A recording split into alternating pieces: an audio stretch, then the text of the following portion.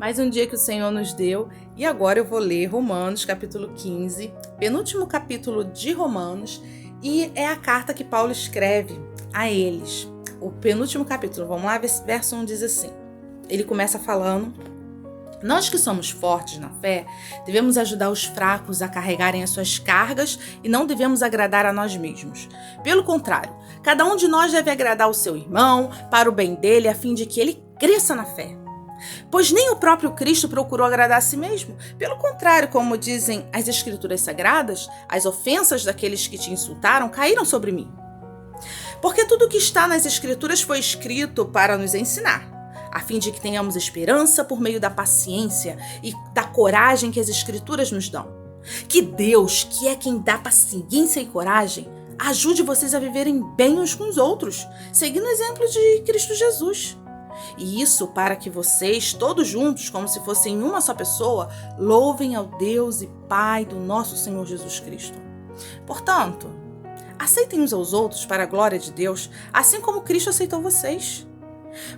Pois eu lhes digo que Cristo se tornou servo dos judeus, a fim de mostrar que Deus é fiel, para fazer com que se cumprissem as promessas feitas por Deus aos patriarcas, e para fazer com que os não-judeus louvassem a Deus pela sua bondade. Como dizem as Escrituras Sagradas, por isso eu te louvarei entre os que não são judeus e cantarei louvores a ti. Elas também dizem: vocês que não são judeus, alegrem-se com o povo escolhido de Deus.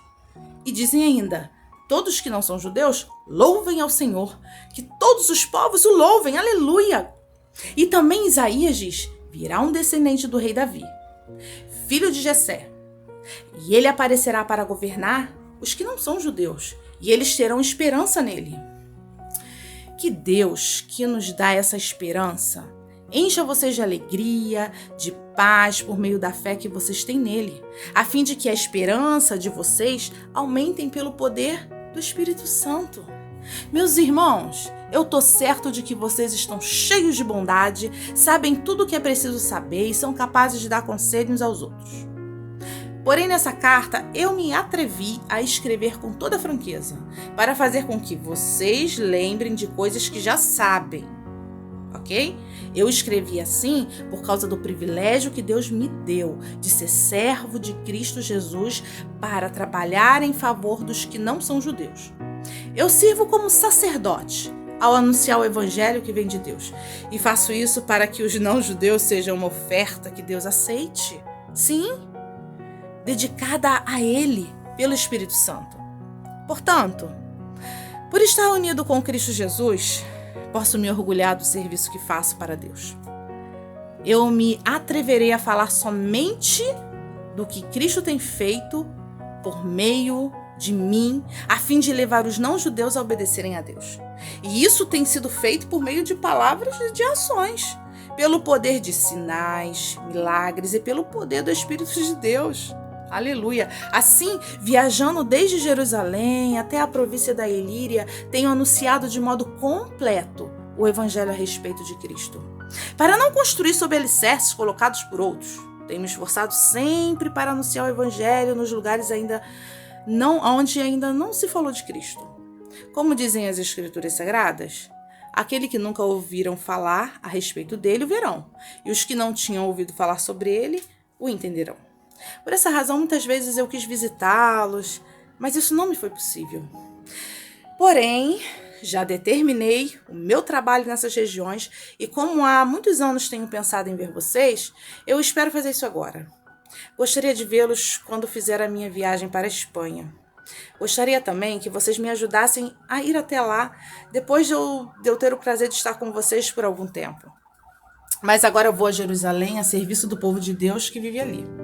Pois as igrejas das províncias da Macedônia e da Acaia resolveram dar uma oferta para ajudar as pessoas do povo de Deus em Jerusalém que estão necessitadas. E sabe, os próprios cristãos da Macedônia e da Acaia resolveram fazer isso. Mas de fato eles têm a obrigação de ajudar aqueles necessitados. Sim, eles têm. Porque os judeus repartiram os seus bens espirituais com os que não são judeus. E por isso os não-judeus devem prestar também, com seus bens materiais, esse serviço cristão aos judeus. Por que não? Depois que eu terminar esse trabalho e que entregar toda a oferta que foi recolhida para eles, eu vou viajar para a Espanha e no caminho eu vou visitar vocês. E sei que, quando for visitá-los, levarei comigo muitas, muitas, muitas bênçãos de Cristo.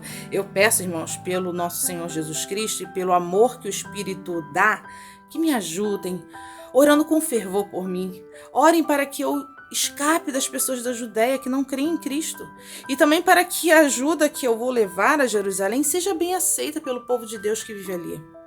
E assim, se Deus quiser, chegarei aí em Roma cheio de alegria e lhes farei uma visita que me dará um novo ânimo.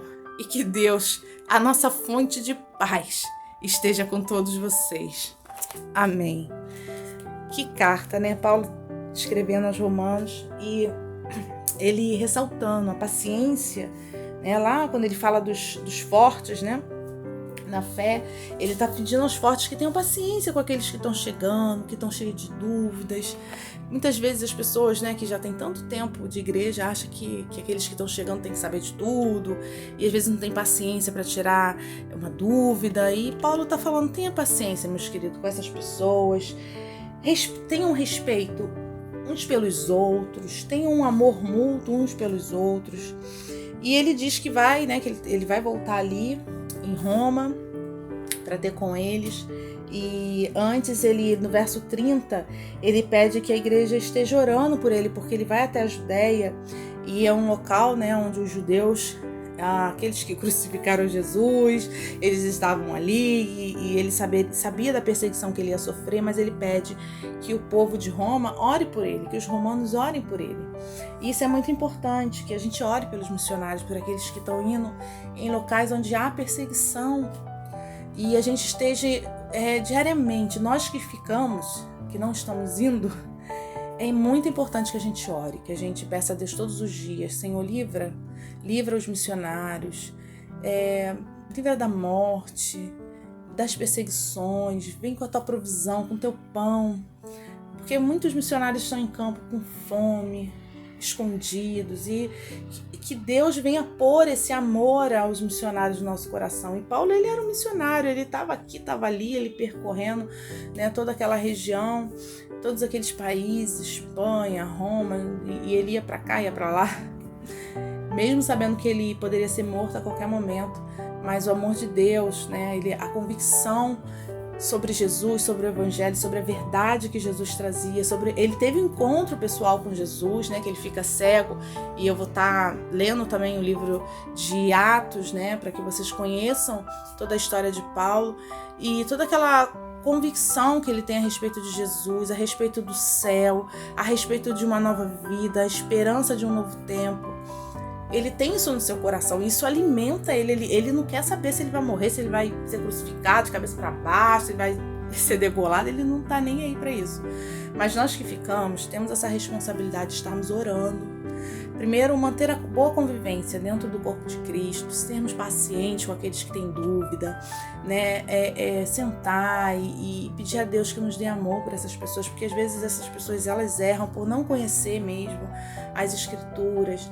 Então nós temos que ter paciência, temos que ter amor e temos que orar por aqueles que vão, por aqueles que estão indo levar a palavra de Deus. Amém? Senhor, brota no nosso coração esse desejo de orarmos uns pelos outros, de ter paciência uns pelos outros. Se ainda não temos, Senhor, que possamos ter, Pai.